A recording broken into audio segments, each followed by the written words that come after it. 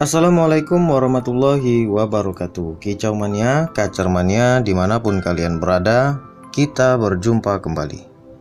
Seperti biasa, saya selalu mendoakan kalian supaya selalu sehat, tidak kurang suatu apapun, selalu bahagia, selalu ceria. Saya sangat memahami tidak semua kacer mania itu mampu membeli burung-burung kacer yang sudah mahal. Dalam artian sudah ketemu settingan, sudah berprestasi, tentu akan sangat mahal apabila kita akan membelinya. Nah, begitu banyak opsi yang kita pilih untuk memiliki burung kacer, ya kan? Karena kita hobi, kita kepengen, ya kan? Kalau udah kepengen tuh rasanya pusing, nggak bisa tidur, terkadang seperti itu. Dan saya juga pernah merasakan seperti itu.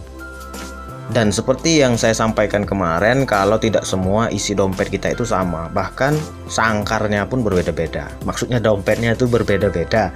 Ada yang tebal, ada yang tipis, ada yang bolong, ada yang dalam. Macam-macam bentuk dompet kita.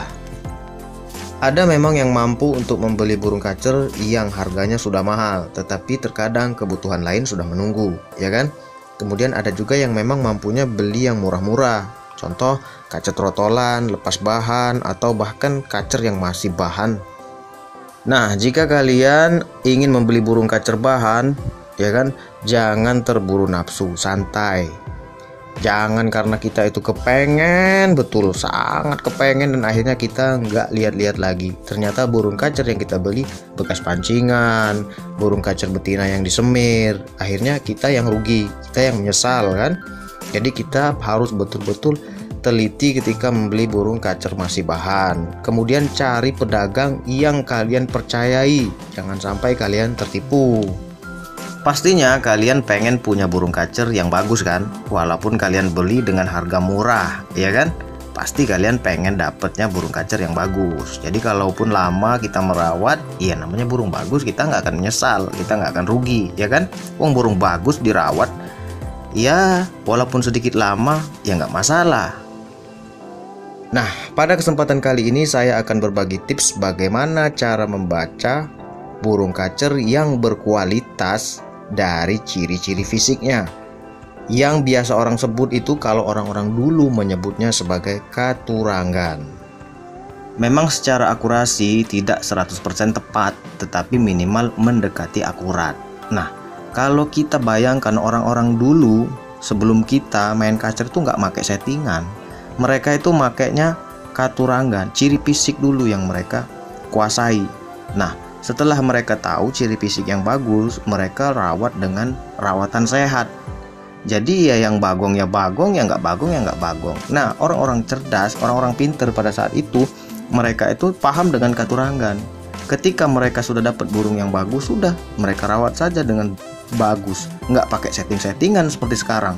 Kalau zaman dulu tuh susah mau cari jangkrik. Jangkrik itu harganya mahal. Kenapa? Karena dulu belum banyak orang yang pinter nernak jangkrik. Sekarang sudah banyak orang yang pinter untuk nernak jangkrik. Jadi harga jangkrik murah, di mana-mana ada. Nah, sekarang kalian bayangkan kalau kalian itu ahli di bidang katurangan, ya kan? Kalian baru lihat burung kacer ini, oh bagus ini mental tempurnya bagus, mainnya bagus, ini materinya oke, volume kenceng. Kemudian kalian pandai juga dalam men-setting. Maka yang terjadi adalah kalian itu disebut dengan master. Tapi bukan Master Wong, bukan Master Wong Pehung, itu si Jet Li yang suka main film kungfu. Sekarang udah tua dianya, nggak dipakai lagi. Yang saya maksud adalah ahli. Master tuh ahli, menguasai, pinter lah. Pasti kalian akan berpikir, alah dari tadi ngomong terus muter-muter nggak langsung ke inti. Nah, kita itu santai, namanya pembahasan santai. Bagaimana kita itu enjoy, ya kan? Masa saya harus serius? Orang udah pada serius terus, saya juga serius terus, akhirnya jadi kaku. Jadi nggak ada warna hidup kita, ya kan? Saya itu pengennya kalian nggak cuma dapat ilmu, tapi dapat hiburan, ya kan? Jadi kita itu nggak cepet tua mukanya itu. Oke, kita langsung ke ciri fisik. Kita mulai dari kepala. Bentuk kepala. Ada yang bentuk kepala bulat, ya kan? Kalian perhatikan burung kacer itu ada yang bentuk kepalanya itu bulat. Nah, burung kacer yang bentuk kepalanya bulat menandakan kalau burung kacer ini pinter. Pinter meniru suara-suara masteran. Jadi burung kacer yang memiliki kepala bulat rata-rata isiannya atau materinya itu banyak. Hanya saja kelemahannya itu nggak tahan gempuran, mentalnya itu mudah jatuh, alias faktornya itu kurang. Coba kalian perhatikan, misalnya kalian punya burung kacer yang certekan, jinak total, kemudian jinaknya itu nggak mau matuk-matuk, tangan, atau nggak mau nerkam-nerkam kalau kita masukin tangan ke dalam kandang. Nah, rata-rata burung kacer yang seperti ini memiliki kepalanya itu bulat. Kemudian burung kacer yang memiliki bentuk kepala agak sedikit mengotak, dalam artian cepak.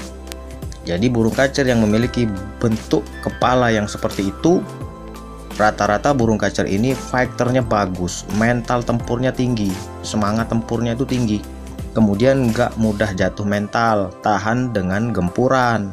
Walaupun musuh-musuhnya lebih serem daripada dia tetap aja narung. Sayangnya burung ini sedikit bandel. Dalam artian bandelnya itu susah jinak, nggak gampang jinak.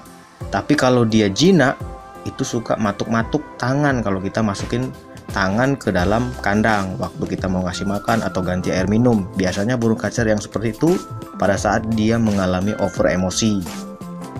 Kemudian setelah kepala kita ke bagian leher. Nah, kalau lehernya itu ramping panjang, biasanya ini speednya rapet. Tembakannya itu rapet, tapi kurang sedikit punya powernya agak sedikit kurang. Kemudian lehernya besar, panjang. Nah, ini menandakan kalau powernya mantap, volumenya kencang, mengkristal. Kemudian ada lagi burung kacer yang memiliki lehernya itu pendek alias buntet. Materinya bagus, volume juga bagus. Kemudian cepet ganti lagunya itu cepet ngalir. Tapi sayangnya burung kacer yang seperti ini susah disetting, itu permasalahannya. Selanjutnya kita turun ke bagian sayap. Di area sayapnya itu ada list putih kan?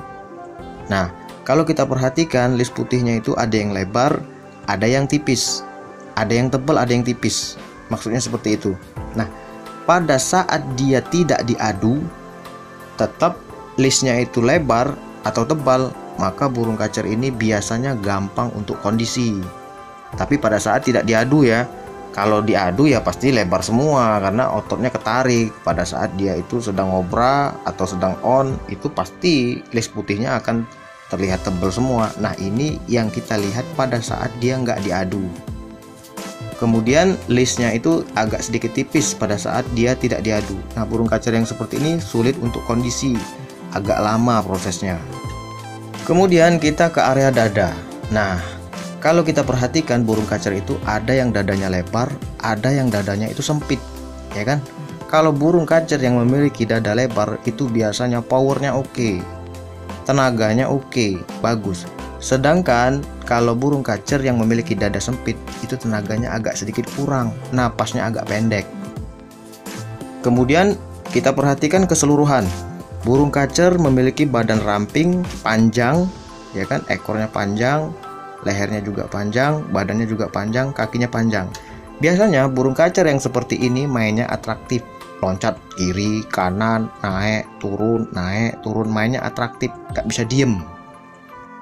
Kemudian burung kacer yang bertubuh pendek, lehernya pendek, tubuhnya pendek, ekornya pendek, kakinya pendek. Tapi bukan pendek jelek, pendeknya itu sesuai, proporsional. Dari leher dan badan itu sesuai. Kemudian ekornya juga sesuai dengan tubuhnya. Kemudian kakinya pendek. Burung kacer yang seperti ini kalau main biasanya itu satu tangkringan, mainnya di situ aja. Kemudian kita kembali ke atas bagian mata. Saya lupa tadi, nggak langsung ke mata. Nah, bentuk matanya itu ada yang melotot besar seperti mau keluar kan. Itu menandakan kalau burung itu fighternya bagus. Kemudian ada lagi bentuk matanya agak sipit, kemudian sayu. Nah, burung kacer yang seperti ini agak susah disetting, mentalnya kurang. Kemudian kita perhatikan cengkeraman kakinya, jari-jarinya itu kita perhatikan. Cengkeramannya itu kuat, keras.